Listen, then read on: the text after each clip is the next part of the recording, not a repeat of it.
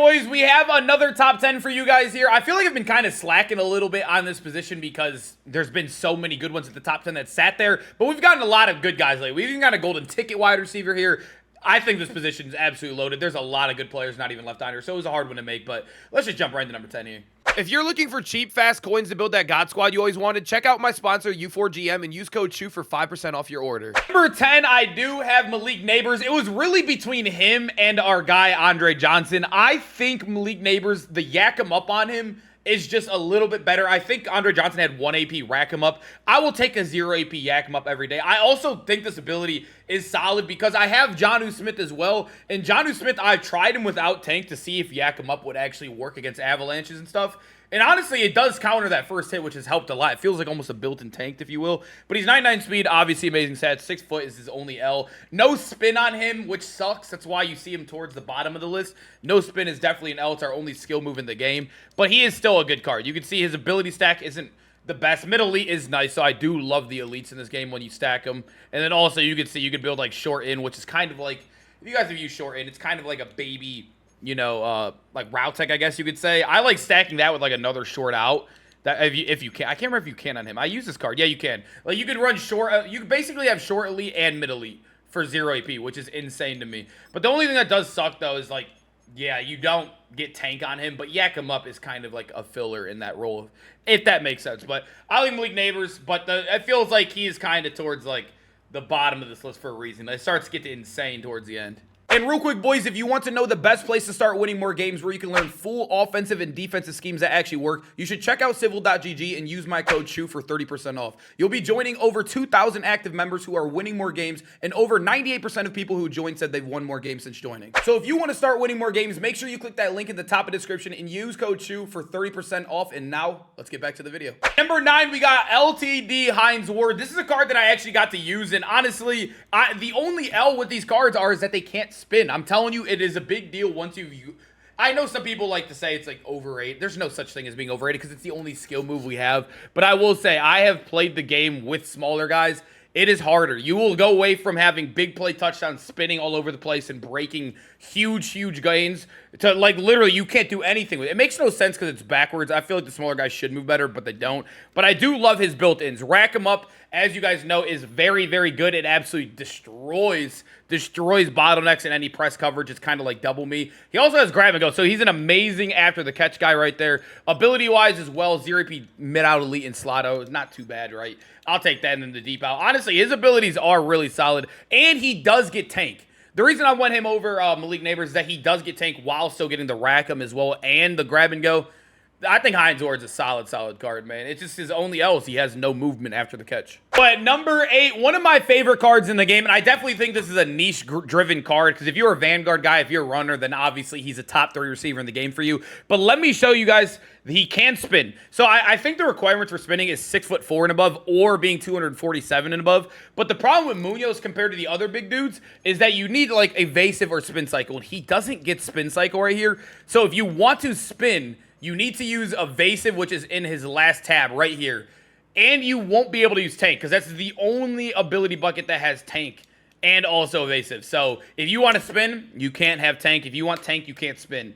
I think that's an L compared to a lot of other guys that are on this list that get both of those. But I do think Vanguard has a purpose. He's obviously huge. He's still a very good card. I think Munoz is a dog. It's just that one negative drives him back. And also, I know some people might look at the speed and think it's an L. It's so easy to boost speed. I don't really value that too much anymore, honestly. If you're like 96, 97 and above, and you really care about a card, you could easily get it up to 99. Number 7, I think a lot of people will yell at me for even having him this high, but there's going to be people who yell at me for having him this low. I think Marvin Harrison is one of the best in the game when it comes to abilities. There's no question about that. The only L is, like I told you guys, requirements. You need to be 6'4" or 247, either or, to be able to spin.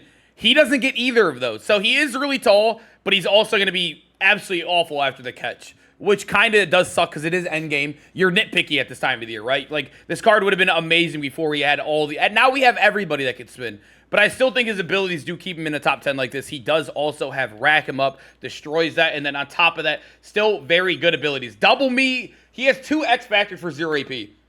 He has to be on this list somewhere. It just sucks that you can't spin with him. That's his only L, and I believe he has 87 trucking, right? Yeah, he does get tanked too. This is a very good card. You just have no mobility after the catch. That is truly his only L. But I guess if, for some reason, I don't know. I think not liking the spin is just, I'm trying to see if how somebody can defend not liking the spin. There's really no way to defend it. But I guess if somehow you're okay with not having it, then Marvin Harrison's one of the best in the game. Number 6, we got that man, Randall McDaniel. As you guys know, you put in his 98, and it goes all the way up to 96 speed, which is still an L. Like I mentioned earlier, I think that really is his only L in this card, because if you do the height theme team, which I think a lot of people are running if they're running these all-star cards, you do get a +1 speed there, so he would be 97. Then you could use like John Ross. He would also go up in height all the way up to 6'5", and that's when he starts to play amazing, and that's when I love this card. You get him very tall, he's way faster, he gets the good spin move, and then on top of that, ability-wise, built-in tank is huge, and then also you do get an amazing stack. I think he gets the spin cycle. This is why I think Munoz could have been better, right? He gets spin cycle right here. He has 87 spin move, which is insane because they didn't give it to Munoz. That would have been Munoz probably a top 2, top 3 card in the game. But I still think Randall McDaniel, amazing. He gets his tank. He gets his spin move. You can run whatever other 0 APs you want. I usually do some after the catch stuff like human joystick. And I think I was using like honorary lineman too. This card's absolutely amazing. One of the most popular receivers in the game too. I swear I run in this card like every other game. Now our top 5, that man Ed Too Tall Jones. I actually really do like this card a lot. He's another card where you have to put I just said poop. You have to put in a 98 to get him all the way up to his 98 form, which also is 96 speed, which is, like I said, another L, but you can make him 6'10", or 6'11". I forgot he's 6'9". You can make him 6'11". Also, if you do max this chem out too, you can make him 7 foot because it's +3 height at a maxed out chem +2 speed, which is one of the best theme team boosts to run in the game. But at Too Tall Jones, you can see yak him up is also a big deal. He does get tank. He does get spin cycle all the way over here. This is still one of the best cards in the game. And him being so tall, his spin is so horizontal. He gets so much separation. Still such an amazing card, man. He is another one. I think these all-star cards are some of the most popular in the game for a reason. Number 4, Mr. Johnny Wilson, the golden ticket. A lot of people are disappointed in this card. And yes, he should be better. I don't know if this is true or not, because I don't know the person who made this one. I know a lot of the golden ticket creators, but I don't know who made this one. But I've heard he's been in YouTube comments saying EA did not put the right abilities on this card. Like, he is the only one that doesn't have a built-in X Factor. You guys have seen the form. I've created a golden ticket that's not out yet. I created a golden ticket wide receiver, and he doesn't even have the 3 built-ins, and let alone the X Factor that's supposed to be built in. And then on top of that, the abilities over here are not very good at all. I mean, 0 AP tank is amazing. This is what I use this card today, actually. Route tech for 0 right there, and then you go to tank right here. He is still very good. He's 6'7". He spins. He gets route tech for 0. He gets tank for 0. Deep out elite for 0, spin cycle for 0. He is still very good. He just should be so much better because we've seen what other golden tickets should be. And also, I think EA might have cheated this guy if he's telling the truth. Number 3, Calvin Johnson. I know he's a little boring, and I know he's an old card, but he's still one of the best wide receivers in this game. He's 6'5", 236. He spins. He is absolutely huge. He's obviously endgame statistically. And look at his built-ins. I mean, this is ridiculous. This card is like a month and I don't know how old he is, but it's like over a month now at this point. And he still is insane ability-wise compared to a lot of cards coming out. Double me built in. Red zone threat built in. He also does get angry runs if you want to overpay right there. But this is where he is absolutely insane, boys. His tank is 1 AP, which is his only L. I think if he didn't have 1 AP tank, you could probably put him at number 2.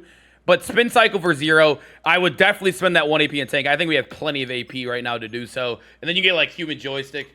Calvin Johnson's still so ridiculous, man. I know people are bored of using him by now, but he is such a good card, and he's very cheap. Number 2, Drake London, man. So he does hit that 6'4" requirement to get the spin. I will say, if you're not too heavy as well, your spin isn't like the super fast one, but he still gets a good enough one where you'll notice it. Like, it's better than anything. Like, if you look at Malik Neighbors or, like, who was the other 6'3" guy? Marvin Harrison. They spin like absolute, like, clowns compared to Drake London, even with him having, like, the little slightly slower one. But 98 speed's elite. He has elite stats. Obviously, he's a big receiver. But look at his abilities, man. Double me for 0.